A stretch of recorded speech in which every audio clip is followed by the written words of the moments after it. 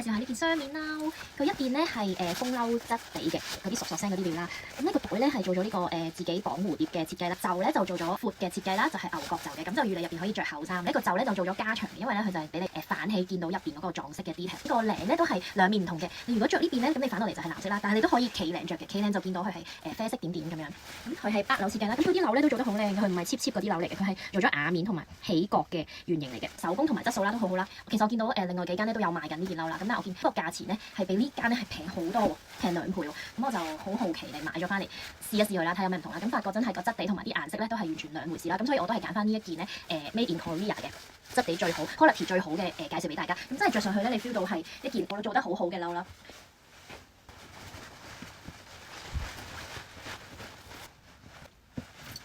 佢個質料靚啦，同埋咧佢個顏色都撞得好靚咯。呢一個係深藍色撞呢個深啡色啦。咁佢另外仲有2個顏色嘅，比較特別咧就係呢個霧紫色拼呢個灰色啦。咁同埋比較大地色係咧就係呢個深啡色配呢個杏色嘅。咁入邊啲點點都有唔同嘅撞色啦。呢個就係深藍點點，呢個就係白點點。咁我呢個咧就係米色點點嘅。咁3隻色都好靚嘅，其實我3隻色都試過晒啦。咁我自己比較偏向深藍色同埋呢個深啡色嘅，係比較易襯。一隻霧紫色咧就比較特別嘅，我估都有朋友會中意，所以就3隻一齊俾大家揀啦。你好隨意咁揈咗少少咧，等人哋見到入邊有啲撞色點點設計咧都好有型。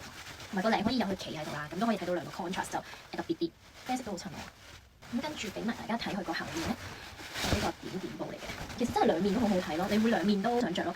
平時有啲雙面褸咧，你可能淨係中意一面，即係可能有一面係比較做得好睇，另一面係比較唔會成日想着啦。咁但係呢一款咧真係兩面都做得好好睇咯，所以呢個價錢可以買到2件褸咧，咁其實係好抵嘅，所以都好推薦呢一件啦。大家淨係諗下買邊隻色就得啦，特登咧換埋條褲襯俾大家睇啦。咁如果着呢面杏色嘅點點咧，就襯一個深藍色嘅褲咧會好睇啲咯，好靚啊！呢條褲咧都係必買啊，超舒服。我一陣又會推介俾大家。咁而家睇咗件褸先啦。咁佢呢個袋咧好夠大㗎，即係插得好舒服咯。係一個旗領嚟嘅，可以扣住上嚟擋風嘅。個霧紫色，霧紫色咁我着咗深藍色褲咧，其實都襯嘅。咁所以我話呢個T 恤真係好百搭啦，襯咩色都 OK。紫色都靚係咪啊？佢個布料咧係啞色嘅，所以有一種高級感咯。呢個就反翻出嚟啦，咁就係一個好靚嘅撞灰色，舒服。佢個 fit 好大嘅呢個位，呢個格位好大。